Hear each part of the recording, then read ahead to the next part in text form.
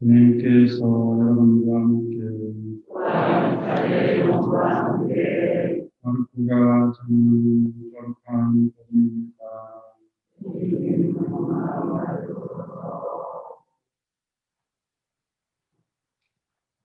그때 성령께서는 예수님을 공회로 부르셨다. 예수님께서는 공회에서 40일 동안 사탄에게 유혹을 받으셨다. 천사들이 그분의 시종을 들었다. 요한이 잡힌 뒤에 예수님께서는 갈릴레아에 가시어 하느님의 복음을 선포하시며 이렇게 말씀하셨다. 때가 차서 하느님 나라가 가까이 왔다. 회개하고 복음을 믿어라. 주님의 말씀입니다.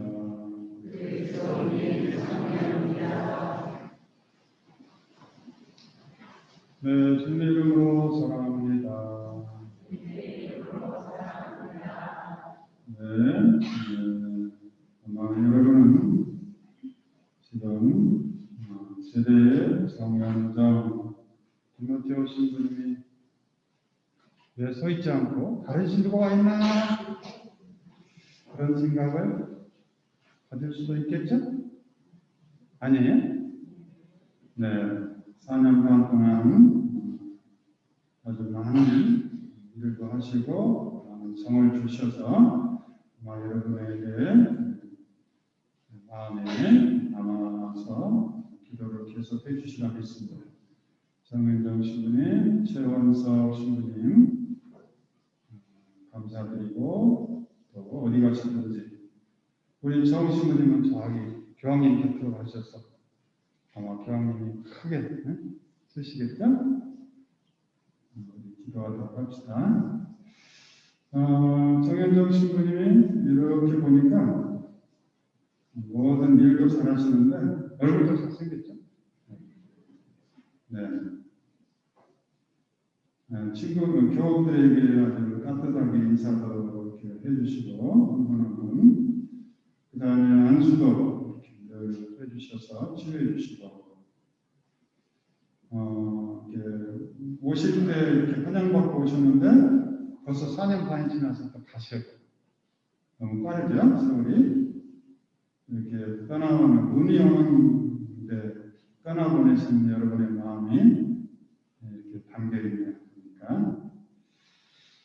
네, 정신부님이 이렇게 한 걸 제가 이렇게 보니까 우리 사목회와 단체들 잘 조직해서 교회 정신에 따라서 모든 신자들이 참여할 수 있도록 사도직의 활동의 장을 활짝 열어주시고 또 성전과 분당의 모든 시설을 잘 보수하시는데 신자들이 아주 편리하고 쾌적하고 오래된 건물을 마치 새 건물처럼 만드시는데 그것도 아주 경제적으로 이렇게 잘 하셨고 신자들의 영적 양식을 위해서 성경을 읽고 교회 가르침, 영성 지혜를 아낌없이 주셨고 그 다음에 코로나 시절에는 미사를 10대씩 하시면서 교우들이 성체성사를 하도록 처리하시고 한국동 신자들의 가슴 속에 신님의 사랑이 녹여 있을 것입니다.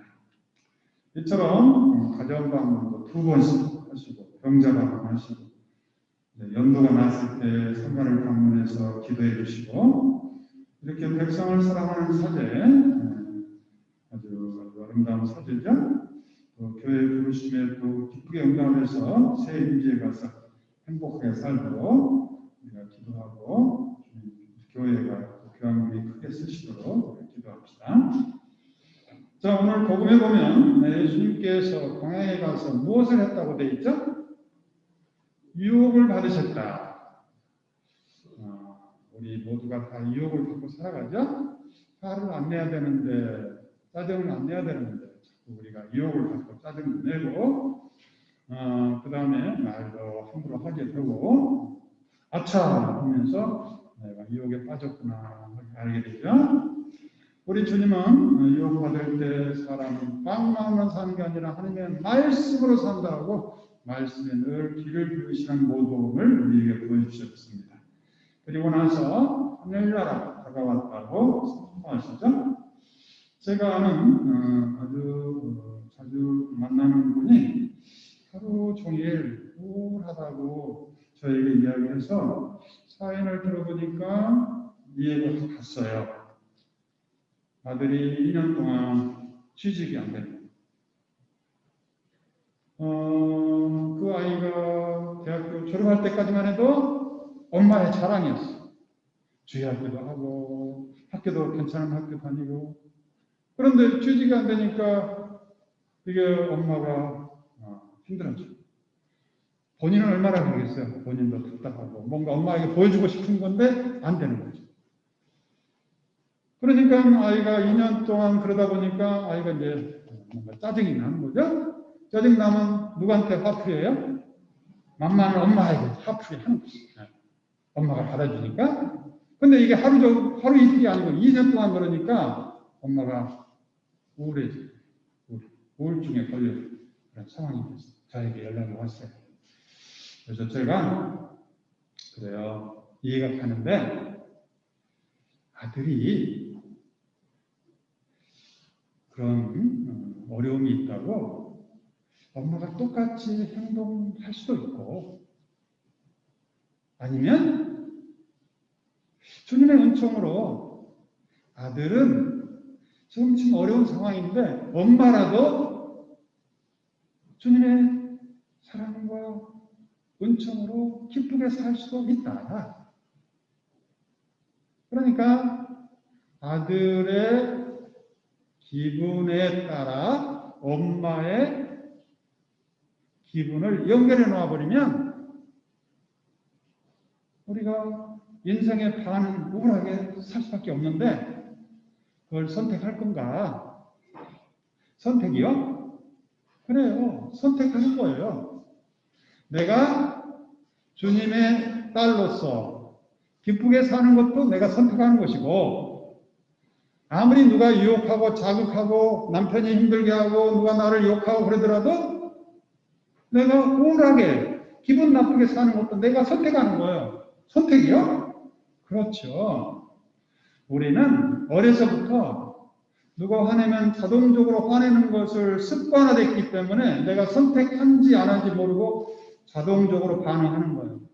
조금만 건들면 일단 화내고 보는 거예요. 자동화되어 있어요. 은혜로운 회개의 때는 이거를 바꿔버리는 거예요.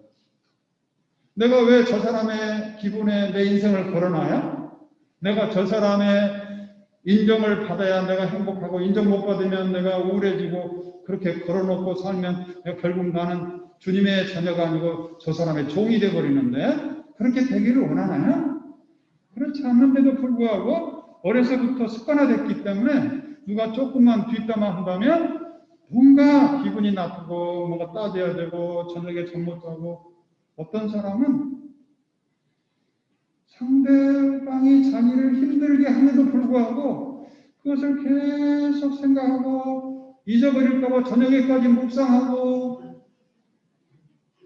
그래가지고 잠도 못 자고 건강을 해치고 그 다음날도 그러고 또 다음날 그러고 그래서 그 사람 졸졸 따라다니면서 좋은 노릇 하고 있는 거예요. 그 사람에게 보복하는 게 아니고 그 사람이 피해를 주는 것도 어딘데 나도 덩달아서 또 계속 따라다니면서 생각하고 욕하고 하면서 결국 자기를 해치고 있는데 그거를 선택하는데 자기도 모르게 그러고 있다는 거예요. 그래서 제가 물었어요. 어제 과거가 어제의 힘든 상황이 현재를 짓누르게 하는 것도 내가 선택하는 것이고 보라 생명과 죽음, 축복과 저주를 여러분 앞에 내놓겠다. 살기를 원하느냐? 생명을 택해라. 택하는 거예요, 우리가. 자동으로 주어진 게 없어요, 세상에. 예수님도 십자가상 위해서 선택한 거예요. 왜 나를 이렇게 십자가하고 욕하고 뭐 예수님도 할 수도 있겠죠. 그러나 그걸 선택하지 않는 거예요. 아버지, 아버지 하고 아버지를 선택한 거예요. 못 박는 사람들을 선택한 게 아니고 그 사람들이 자극하고 힘들게 하고 박해하는 걸 그거를 선택하지 않고 아버지의 마음이 이 백성에게 이 강팍한 백성에게 십자가에 매달리게 할 수밖에 없는 이 강팍한 백성에게 아버지의 마음이 다가오도록 선택하신 거예요. 이것이 기쁜 소식이죠. 그래서 예수님은 그 십자가상 그 소중한 순간을 세상에 용서와 사랑을 선포하는 소중한 순간을 삼아버린 거예요. 이게 구원입니다. 우리도 그렇게 할 수가 있어요. 그런 은총을 주신 거예요. 어떻게? 너를 기뻐해라고 했잖아요. 기뻐하는 건 저절로 하면은 누구나 다 할 수 있는 거예요. 우리 그리스도인들은 이 예수님 때문에 예수님 먼저 가시면서 기뻐하도록 의지적으로 하는 거예요. 기뻐하라는 게 명령이에요, 명령. 명령 때리는 거예요. 내가 기뻐하니 기뻐하라! 명령하는 거예요. 그래서 우리는 무조건 아무리 누가 힘들게 하더라도 일단 기뻐하고 보는 거예요. 이게 우리 그리스도인들의 믿음이에요. 확신이에요. 예수님도 그렇게 하기로 했어요. 우리를 볼 때마다 베드로 3번 부인하고 도망갔잖아요. 나는 저 사람 모르고. 그러나 예수님은 베드로를 단죄하고 미워하고 야단치지 않기로 결심한 거예요. 아버지 말씀대로 늘 사랑하고 용서하고 베드로가 뭔가 다시 돌아와서 기뻐하기로 결심하신 거예요. 이걸 선택하신 거예요. 그래서 베드로에게 뭐라고 그랬어요? 야, 너 내가 깨워서 기도해달라고 할 때 너 뭐 했어? 잠자하다가 또 부인하고 그랬어? 따졌어요? 따지지 않아요. 베드로야, 나는 여전히 너를 사랑한다. 또 신뢰한다. 돌아오거든 형제들에게 힘이 되어 나오고 나는 똑같다. 내가 너를 이렇게 사랑하는데 그대도 나를 사랑하지 하고 사랑을 고백할 기회를 주는 거예요. 이게 하느님이 우리를 대하는 방법이에요. 과거를 묻지 않아요. 그러나 많은 사람들이 과거를 물으면서 사니까 힘들어지는 거예요. 그런 노래 있죠. 과거를 묻지 마세요. 나의 신의 노래. 그래요. 어떤 사람은 평생 동안 자기 과거를 물으면서 옛날의 상처, 옛날에 욕심, 옛날에 소리받던 거, 그거를 계속 품으면서 되뇌이면서 자기 속에 가시를, 우울함을, 슬픔을 품고 사는 사람이 너무 많아요. 요즘에 하는 병 중에 암보다 더 많은 게 우울증이라고. 왜 우울증에 걸려요? 과거를 자꾸 들추다 보니까 과거를 들춰가지고 기쁜 사람이 어디 있어요? 그래서 제가 우리 자매님에게 2가지를 노래를 불러줬어요. 하나는 과거를 묻지 마오. 또 하나는 가시나무라는 노래가 있어요. 가시나무. 그 노래 알죠? 다 아실 거예요. 내 속엔 내가 너무도 많아서 당신의 쉴 곳 없네. 내 속엔 내가 너무도 많아. 주님이 편할 곳 없네. 내가 원래 노래를 잘했는데 이게 잘 안 나오네. 자, 가수를 등장시켰습니다.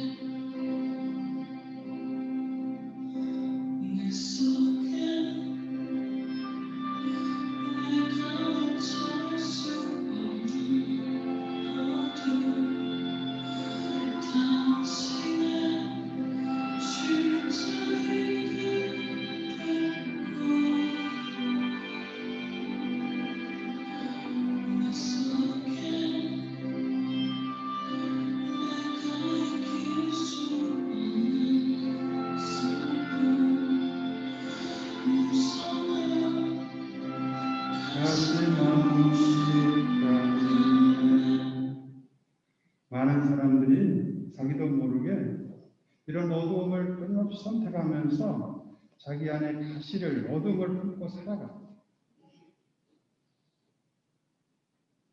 결국 자기가 그런 거야, 자기가. 다른 사람이 그렇게 시킨 게 아니에요. 아들이 화를 내면서 엄마 우울증 걸려? 그런 게 아니에요. 아들도 자기가 어떻게 감당할 수 없어 그냥 그렇게 나온 것 뿐이에요. 엄마는 주님의 자녀로서 딸로서 행복하기를 아들도 바라는 거죠. 하느님도 물론 바라시죠. 그래서 두 번째 노래는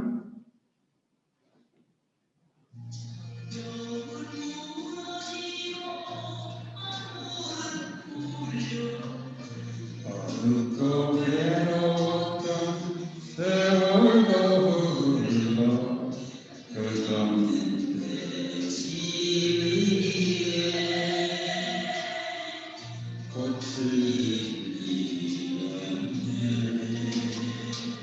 우리 원장님 노래 잘한다 그러는데? 잊지 못할 그 끝내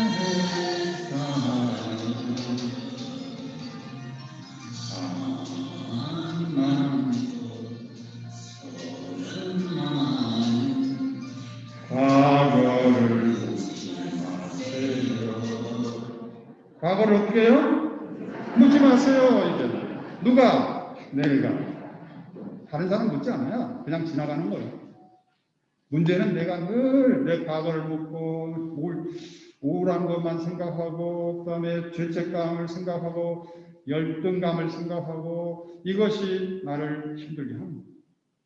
내가 이제는 예수 그리스도의 말씀과 사랑으로 새롭게 부활하는 것. 이게 사순절의 은혜이기 때문에. 이사야서를 보면 지나간 일은 생각하지 말아라. 흘러간 일에 내 마음 묶어두지 말아라. 보아라, 내가 새 일을 시작하였다. 새 일이 뭐예요? 하나님 사랑의 역사를 새롭게 시작하는 거예요.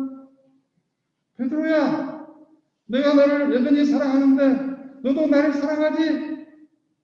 네, 주님. 아시는 바와 같이 제가 주님을 사랑합니다. 몇 번? 세 번. 세 번만 했겠어요?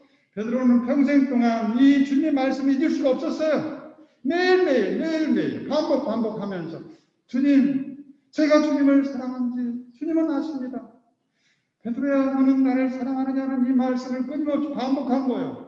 문제는 우리 신자들이 이걸 잊어버려서 문제. 반복하지 않아요. 머리에서 가슴까지가 천리예요, 천리. 안다고 되는 게 아니에요. 반복해요. 그래서 무의식적으로 어떤 상황이 되더라도 주님의 목소리가 기억나야 돼요. 주님의 목소리가 내 안에 선포돼야 돼요. 베드로야, 프란치스코야, 베드로야, 바오로야, 너는 나를 사랑하지 하는 이는 주님의 사랑의 고백을 들어야 돼요. 무엇을 듣느냐가 중요합니다. 과거의 상처를 보고 들으면 우울증 걸릴 수밖에 없어요. 장사가 없어요. 그러나 끊임없이 내 안에서 당신의 사랑의 목소리를 들려주시는 하나님의 말씀에 귀를 듣고 사람이 빵하면 사는 게 아니라 하나님의 말씀으로 산다는 이 말씀을 기울이면서 베드로야, 나는 여전히 너를 사랑하는데 너는 나를 사랑하지? 예, 주님, 제가 주님을 사랑합니다. 이걸 반복하면 내가 사랑의 존재로 사랑이 불타게 됩니다. 이것이 나를 구원해 주는 거예요. 빌립비서에 보면은 우리는 하늘의 시민입니다. 어제의 시민들이 아니에요. 사람들이 유혹하는 악마에 끌려가는 시민들이 아니에요. 나를 해코자 하는 사람의 종로로 타는 시민이 아니에요. 하늘나라의 시민이며 그리스도는 우리의 비천한 몸을 당신의 영광스러운 몸으로 변화시켜 주실 거예요. 변화시켜 주실 거예요. 무엇으로? 당신의 피로. 그래서 우리가 기억할 것은 한 가지예요. 그리스도의 말씀과 피. 나를 기억하여. 과거를 기억하면 힘들어져요. 장사가 없어요. 모든 우울증의 뿌리가 과거에 있어요. 물론 과거의 아름다운 걸 우리가 기억하고 늘 반복해야죠. 특히 예수님이 아름다운 사랑의 이야기, 받아 먹으라, 내 몸이다, 너희를 위하여 흘릴 내 피다, 이것을 기억하여 행하라. 기억할 게 한 가지가 있어요. 그리스도께서 나를 위해서 피를 흘리셨다. 오늘 제2독서의 말씀. 그리고 예수님께서 끊임없이 들렸던 말씀은 바로 너는 내 사랑하는 아들이라는 말씀이죠. 베드로와 유다의 차이가 뭔지 아세요? 베드로는 교회 초석이 됐고 유다는 어떻게 죽어버렸어? 사살로. 어떤 차이가 있어요? 베드로는 예수님의 이 말씀, 너는 나를 사랑하느냐는 말씀을 끊임없이 반복하고 반복하면서 무의식적으로 튀어나올 수 있도록 자기 것으로 만들어 버린 거예요. 그러나 유다는 내가 죄 없는 사람을 배반하여 그의 피를 흘리게 하였으니 나는 죄인입니다, 죄인입니다, 죄인입니다 하고 우울증 걸려서 자살해서 죽어버린 거예요. 무엇을 보느냐가 중요한 거죠.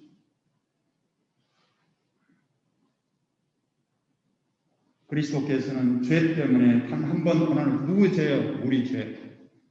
우리가 우리 죄를 쓸 수가 없어요. 그리스도께서. 그래서 오늘 미사에 참여해서 너희를 위하여 내 흘릴, 그래서 주님은 지금도 여전히 우리의 죄를 위해서 당신 피를 흘리셔서 십자가에 매달려 계시는 거예요. 이것을 믿고 주님의 사랑이 나를 치유되는 걸 믿고 내가 주님 사랑 안에 머무는 것, 주님 사랑으로 다시 일어서는 거예요. 베드로처럼. 의로우신 분께서 불의한 자를 위해서 고난을 겪어주시는 것, 이게 바로 그리스도의 사건이죠. 그래서 우리는 미사 때마다 나를 기억하여 이 일을 행하라는 이 주님의 사랑의 노래를 들으면서 거기에 힘과 용기를 얻는 겁니다. 오늘 봉송에 보면 주님은 어질고 바르시니 죄인에게도 우리 모두를 죄인이라고 여기질 않아요. 우리 주님께는 죄가 없어요. 왜? 우리 죄인을 위해서 오셨다고 그랬어요. 있는 그대로 받아들인다는 거죠.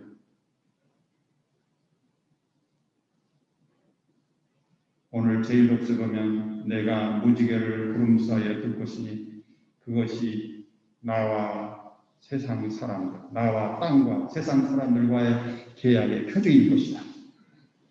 우리는 사순절은 바로 무지개 같은 꿈을 품고 사는 때입니다. 꿈이 없는 사람은 휘둘리게 돼 있어요. 여기서 욕하면 거기에 시간을 쓰고 저기가 찝쩍거리면 거기 때문에 마음 쓰고, 그러나 꿈이 있는 사람은 찝쩍거리더라도 그리스도의 목표를, 꿈을 향해서 한 걸음 한 걸음 나갈 수 있는 힘과 용기가 있는 거예요. 무지개 같은 꿈이 있어야 돼요. 그게 뭡니까? 그리스도께서 내 안에 품고 있는 하나님 나라의 꿈이지. 하늘나라가 다가왔다. 회개하고 보험을 내라 하는 이 주님의 하늘나라의 기쁨이지. 이 하늘나라의 기쁨은 베드로가 체험했던 기쁨이요, 프란치스코 성인이 체험했던 기쁨이요, 우리 모두가 앞으로 체험할 기쁨입니다. 때가 차서 하나님 나라가 다가왔다. 회개하고 보험을 믿어라. 이제는 더 이상 내가 과거에 사람의 인정에 목을 매지 않고 오직 그리스도의 사랑의 말씀, 너는 나를 사랑하느냐는 이 말씀을 끊임없이 반복하고 반복해서 무의식적으로 나올 때까지 해서 내가 사랑의 말씀, 사랑의 주님을 늘 묵상하면서 그리스도가 내 안에 형성되도록, 그리스도가 내 안에 살아있도록 끊임없이 기도하면서 우리가 그리스도의 사랑 안에 머무는 기쁜 사슴들이 되도록 기도합시다.